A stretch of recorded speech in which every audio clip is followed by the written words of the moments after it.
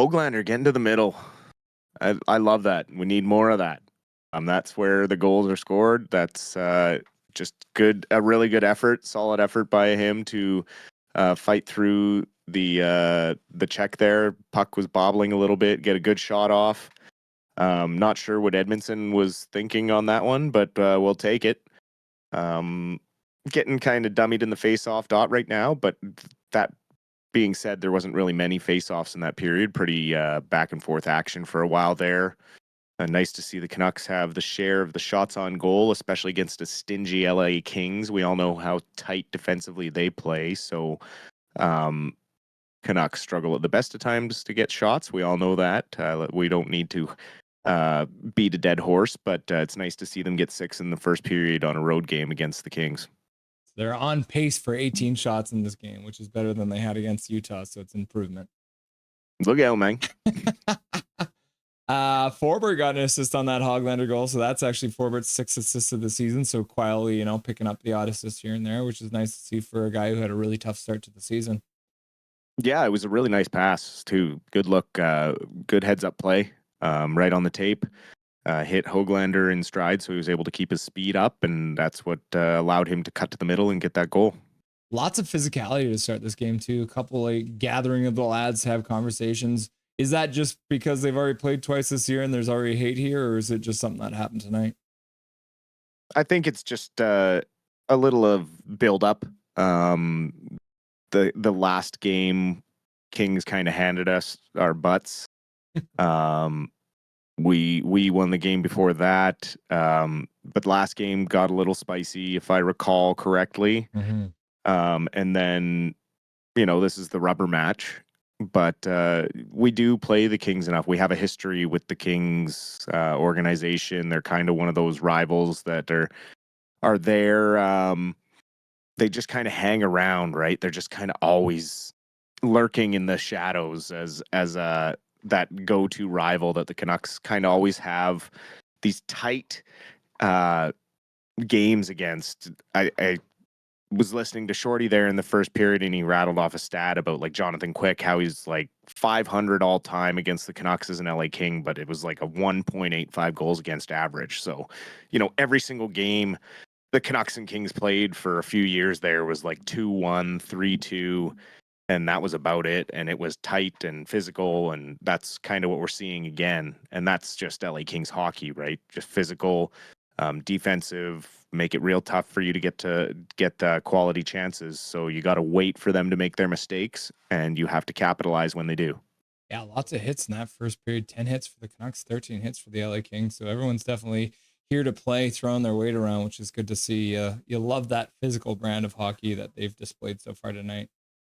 For sure. Not going to lie, I wince and hold my breath a little bit every time that hit Quinn took at the end of the first there along the boards. It looked like he kind of was checking himself a little bit and then was like, okay, I'm good, and then got back in the play. But I've been watching him closely. He looks good. I mean, he's walking on the blue line like Quinn does, and he just brings some extra energy to the team. You can tell the whole team kind of has a little jump having their captain back in the lineup. So that's an extra up factor that he brings to the table. Yeah, I was going to mention the ice time across the board for the Canucks was pretty even for the most part. I mean, Hronek has played 8 minutes already, or 7:58 so far tonight, which is pretty wild. But forwards wise, the low man is Suter at about 4:57, 40-50. Oh, sorry, DeBrusk is the lowest at 4:39, and then the highest is only at 6:21. Garland. So looks like they're definitely preparing themselves for this back-to-back, trying to keep the lines rolling, which you're definitely going to need going into a spicy Anaheim game tomorrow. Well, especially running 11 forwards and 7 defensemen. They're going to have to spread that ice time out throughout those forward groups. And we'll see how that plays out further into the game and see how Quinn does as this game progresses. As if it stays this physical, they might even just say, Quinn, okay, like we'll save you for power plays and just keep you warm and have a shift here or there, but we don't want you out there too much if this is going to be a bang and crash game. Bring them back tomorrow against Anaheim a little less physical. Most of their physicalities on their blue line, so you don't have the big heavy forwards coming in and beating Quinn up on the forecheck. Whereas this game, LA's got some big boys that can get in there and do some damage. I guess at the end of the day, we didn't see a lot of ice time out of Arshdeep Baines anyways, so him out of the lineup just kind of gives more ice time to some of the other guys. Yep, pretty much. And yeah, it's probably a smart move from the Canucks too, having Quinn Hughes as that extra defenseman tonight, because there is only so much you can do when you're going to practices to know if your body's ready to go. And taking that hit is probably a good test for him. So hopefully he does come out back for the second period. Yes, looks like he was. They just showed a clip of him getting his jersey back on, so he's coming. Perfect. Yeah. They said they're going to limit his minutes, and I told one of my buddies over Quinn's dead body, like, good luck limiting that guy's minutes. Yeah, it's funny because he's actually the second highest minutes on the defense right now. Exactly. So weird. That's limited, eh? Yeah. All right. Let's start shitting on Petey again, because a couple different things came out in the last couple days about him. One obviously being the Ian McIntyre article that came out, where essentially they asked him, is it a confidence problem that he's having right now? And he's like, I'd rather deal with that than I would deal with the media right now. Is he just being cocky? Like, what's the deal with that? I think it's hard to put context into a written article, right? We don't know how Petey delivered that line. I think Petey feels all the frustration of all of it. He's a competitive guy. He's never denied the fact that he wants to win and wants to be the best. We saw 3 very good years of Pettersson before this season. Even last season, like, as he got injured, his last half of the season started to slow down, and the playoffs were tough for him because that was hard hockey to play. And if you got a bad knee, that's going to be difficult. So his confidence is definitely damaged, but the outside noise has got to be hard at some point. And it's not like he's saying it's the media's fault. What he's saying is that they constantly take everything and make it negative. If when I was 26, if I was his age, I don't think I could handle a quarter of the pressure that he gets up and deals with every day.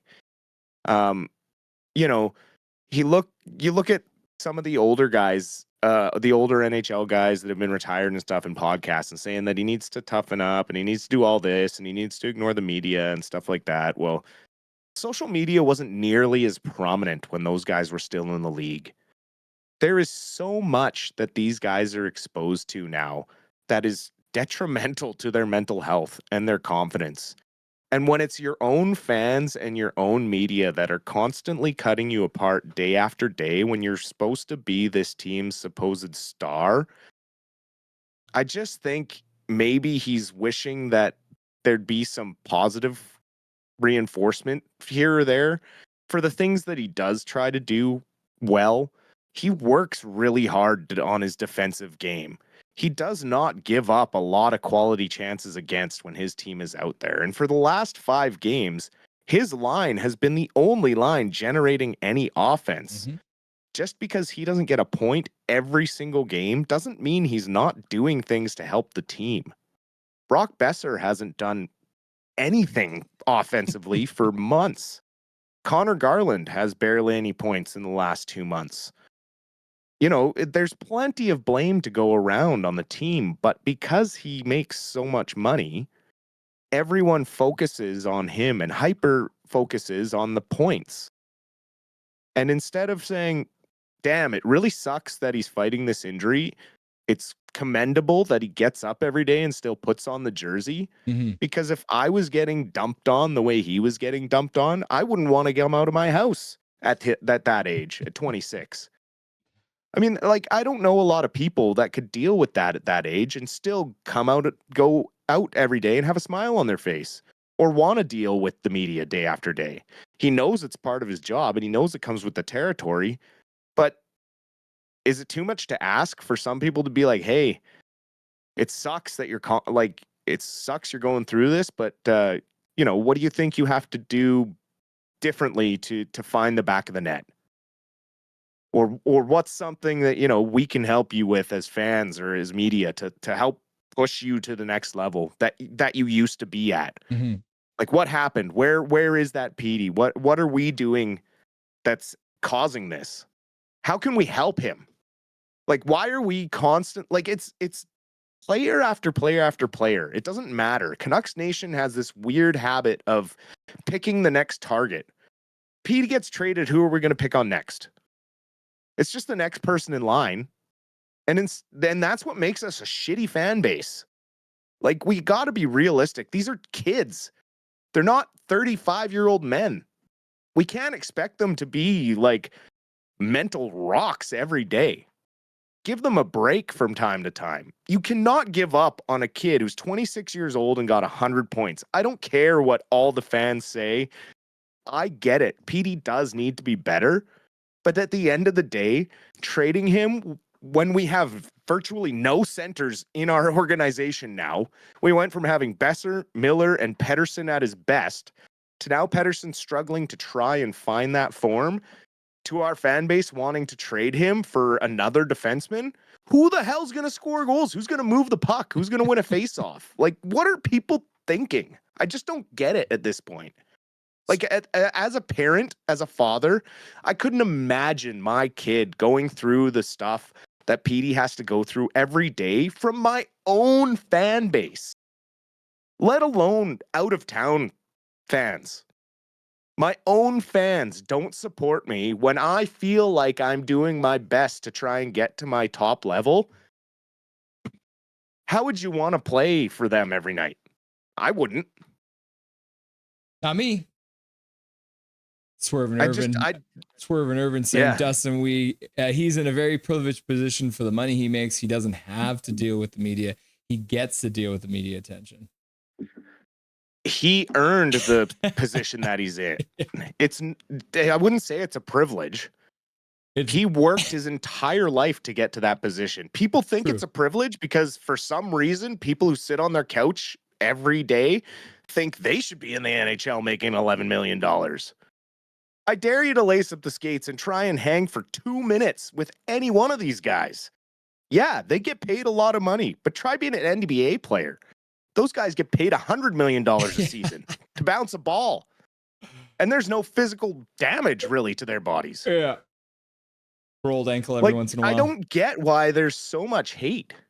Like, there's plenty of people around the league that underperform in the first year of their contract. I'm not going to lie, Dustin, when he missed that shot on the breakaway, it was pushing me over the edge. Oh, absolutely. Right? I'm not sitting here saying he's doing well or is earning his money right now. Don't get me wrong. But what you're saying is he's young and he will earn the contract even further. So let's just take a chill pill and let him develop. And try and be more supportive in a different way. Be critical in a different way. Yeah, it sucks that he misses a net or he does certain things, but it's like, who are we going to have? Who do you guys want? What's good enough for you? Right? Like, I just... well, you mentioned I'm at a loss, man. Some people are talking about trading for another defenseman, but I was going to ask you at this point with the defense that we have, is this pretty much what you think we're going to have moving forward, or do you think they're going to add another defenseman? I don't think they can add another defenseman now. Like, they're pretty set. I mean, honestly, I think they got to move a defenseman out. Like, with Wielander on the cusp of coming out of college and likely signing his contract right then, we're going to be pretty stock full on the left-hand side. Especially now, Petey doesn't look like he's getting sent back to Abbotsford anytime soon this season. He's pretty much solidified himself in the top 6 of the lineup. I would expect Susie probably to be asked to maybe waive his no trade clause, with kind of the threat of you might be spending the rest of the season in the press box. We have the cap space to kind of do that. Depending on how these next 8 days go, if we win, 3 more games here between now and the trade deadline, we're definitely going to want to buy and try and improve our center situation. We need a bona fide second C or someone who can play first line center. Like that has to be the target right now. And I honestly think if Petey's knee is suffering a bit, maybe we bring in a center and he moves to the wing and take a little pressure off it. I don't know, just a thought. Yeah, it's funny because you answered Major Child's question already, telling him exactly what you'd do if you were going to be the Canucks GM, because he is saying it's kind of a lose-lose situation. So yeah, you answered his question without even being asked it. It's like you're psychic. You're in sync. Speaking of moving defensemen, I saw this news article today, so I wanted to chat to you about it. Dan Hamhuis is going to be inducted into the BC Hockey Hall of Fame. So he did an interview with the province newspaper and essentially came out and said, I never wanted to leave the Canucks. I would have signed here, but Jim Benning had no interest in signing me or Chris Tanev, and it was enraging to me. He wanted to retire a Canuck. How does that make you feel? I see the rage in your eyes, Dustin. You want more? This is just like, we're going to change it from the Rusty and Dusty Sideshow to Dusty gets to vent relentlessly. Yeah, no. Actually, funny story. Last year when I was headed to the UK for my golf tournament over there in England, my connecting flight to Germany from Vancouver, Dan Hamhuis was actually on it. Oh, cool. Did you say hi? Or I didn't have the courage to say hi, but I kind of got a picture of the side view of him. But I was wearing my JT Miller jersey because it was in the playoffs and stuff. So it was just a funny coincidence. But yeah, no, just another one of those things Benning mishandled so big time. He was so concentrated on going after OEL that offseason that he completely forgot about the guys that were right in front of him, that were very solid defensive players. And when your heart and soul goes into a team the way that Hamhuis is kind of describing it, that goes a long way as well for the type of game you're going to get out of that player. He's going to give you absolutely everything every night. And so it is really tough to hear that, especially because he was just one of those quiet, solid defensemen. He brought the physicality. He kind of backed off a bit when he broke his hip there, when he hip checked Lucic, and then he kind of fell off in the physical side after that. But yeah, definitely one of those ones that stung real bad. I think the main reason I wasn't even sure if I wanted to talk about this, but the main reason I wanted to talk about it is just to once again remind us how happy we should be with what's going on with our management team these days. Because obviously even the last GM was an absolute nightmare. And this is another example that just came out about why Jim Benning was terrible. Yeah. And the last thing I want to say about Petey quickly is that his trade value right now is also at an all-time low. So you're not going to get anything back for him that's actually going to help our team. So let's just chill and suffer with Petey while he hurts. Sounds good.